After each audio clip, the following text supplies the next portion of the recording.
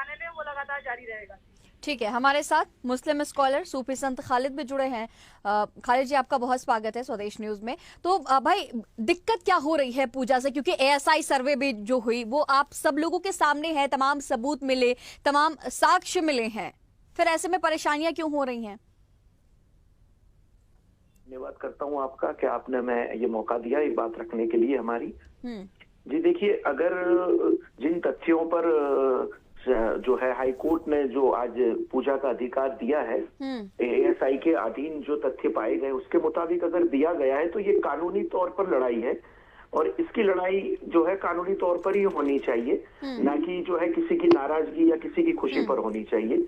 अगर जिन तथ्यों पर आज पूजा का अधिकार मिला है तो इसके आगे भी लड़ाई है। जो इनका जो मस्जिद ज्ञानव्यापी मस्जिद का जो ट्रस्ट है, अंजुमन उनका, वो देखेंगे इसको कि आगे क्या करना चाहेंगे वो लोग। पर इसको लेकर नाराजगी करना या सड़कों पे उतरना या ऐसे बातें बाजार में जो है वो लाकर जो है देश का माहौल खराब करना, ये बेहतर नहीं है हमारे नजरिए से। लेकिन लगातार यही तो किया जा रहा है खालिद जी। और जब एएसआई सर्वे है, आप लोग कह रहे हैं कि ये हमारी लड़ाई है, तो क्या आप लोग एएसआई सर्वे को नहीं मानते? आर्कियोलॉजिकल डिपार्टमेंट को आप लोग झुठलाते हैं?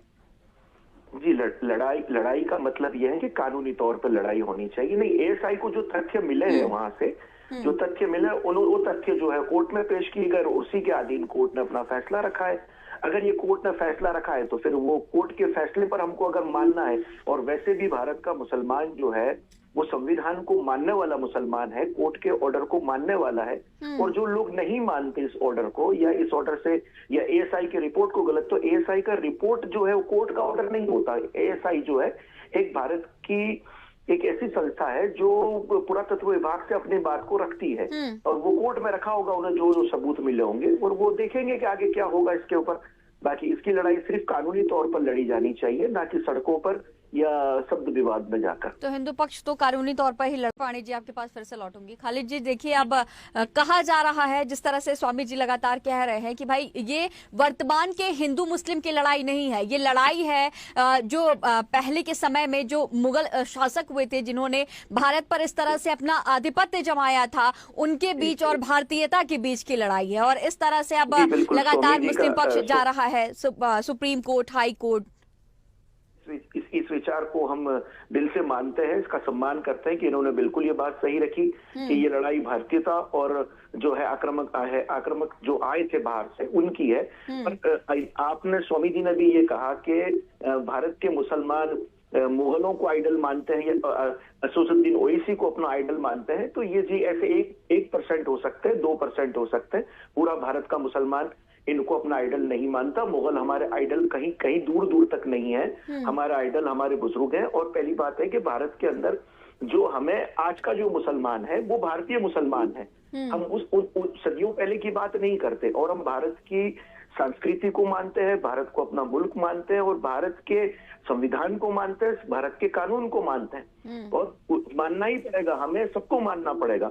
और जो आज जो पेश हुआ है, जो बात सामने आई है कि जो आक्रामक जो पहले आते थे भारत में और जो तोड़फोड़ करके उन्होंने जो भी किया है, और उसके बावजूद आज जो सामने पेश हो रहा है वो चीजों को लेकर, तो उसका एक ये है कि वो उस कानून के तहत लड़ी जाने वाली लड़ाई ही को ही हम बेहतर मानेंगे। क्योंकि अगर आप कहेंगे कि इसका फैसला हम कहीं बाहर करें तो वो हो ही नहीं।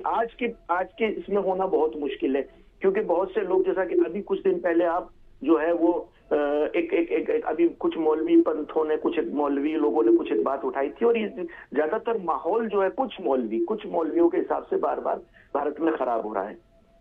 जैसे कि कई मसलों पर आकर नई नई बातें लाकर ये खड़ी कर देते हैं कि भाई ये हमारा था, हाँ ठीक है, अभी आपका है, कल किसी का और का था, आज आपका है।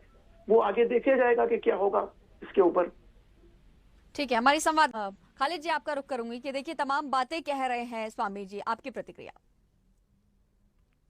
स्वामी जी ने बड़ी एक अच्छी बात की कि धर्म कभी किसी को नफरत नहीं सिखाता, वो सनातन हो या इस्लाम हो। पर हमें समझना पड़ेगा कि हमें जो हिंदुस्तान में आज जिनसे मुसलमानों को ज्ञान मिल रहा है, ज्यादातर मौलवियों से मिल रहा है। तो आप मौलवियों से ज्यादातर उम्मीद नफरत की ही करिए, क्योंकि जितने भी संगठन है ये पाकिस्तान से ज्यादा क्रिएटेड हो रहे हैं।